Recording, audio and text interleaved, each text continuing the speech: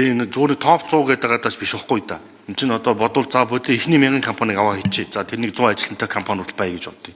Түүнээс хооших дөнгөж боожж байгаа зах зээл дээр боожж байгаа шинэ аж ахуй нэгжүүдэд танхимын зүгээс яаж дэмжиж холбож өгч байгаа юм бэ гэдэг асуултанд хариулахгүй байна. Танаа үнэт зорилго дээр чинь байна, үнэт зүйл дээр чинь байна.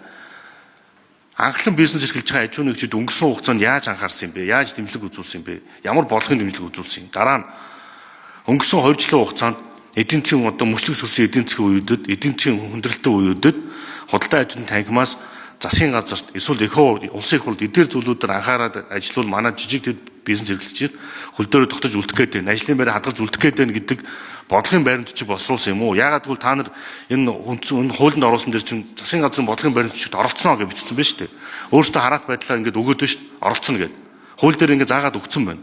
Тэгэхээр энэ юмнуудад та нар өнгөрсөн хугацаанд яаж хангасан юм бэ? Надад жишээ хэлээ. Зохион хариулах уу? За 4-р микрофон.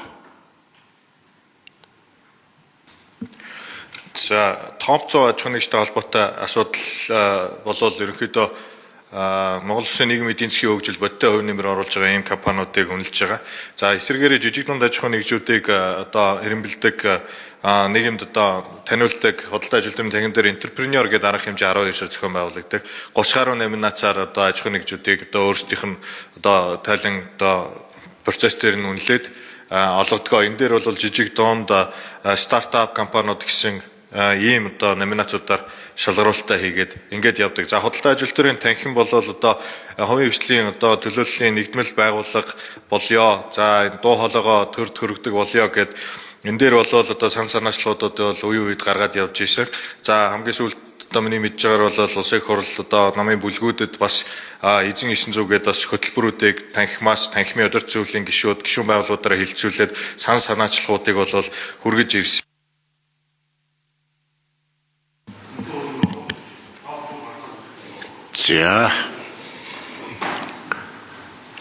За инх төвшин гишүүн нэмж хариулъя.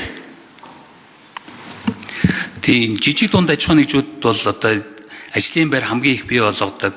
Тэгээд татвар хураамжтайс эдийн засгийн доктортой өсөлтөнд бол одоо чухал хэсэг байгаа. Тэгэхээр энийг бол энэ танхимын үйл ажиллагаанууд дээр бас одоо энэ нөгөө салбарын танхимууд руугаа шилжчихээр энд одоо тэр оролцоонууд илүү ойрхон болж одоо шил яг танхим дээр чинь бол нэг юу боллоо гэхэд өөр төрлийн компаниуд байгаа хгүй худалдааны компани ч байж идэг том телеком банкны салбарууд нь ч байж идэг тэгээд тэр олон одоо ингээд газрууд компаниуд хэлбэр хэмжээнүүд нь өөр газрууд нэг дор орчхоор ер нь үйл ажиллагааны хувьд бол бас яг ийм төвлөрч одоо анхаарах боломжууд нь хязгаарлагдмал байдаг. Тэгэхээр яг танхимын үйл ажиллагаан дээр сургалтууд явж байгаа аж ахуй нэгжүүд хоорондын харилцаа сайжруулах одоо жишээлбэл зарим нэг одоо хууль тогтоомжууд дээр орж ирдэг. Жишээлбэл том аж ахуй нэгжтэй хийсэн гэрээг одоо жижиг дунд аж ахуй нэгжүүдийн том компанитай хийсэн одоо гэрээгээ барьцаалж зээл авах болцоо боломж жишээлбэл энийг хууль эрх зүйн орчны нэг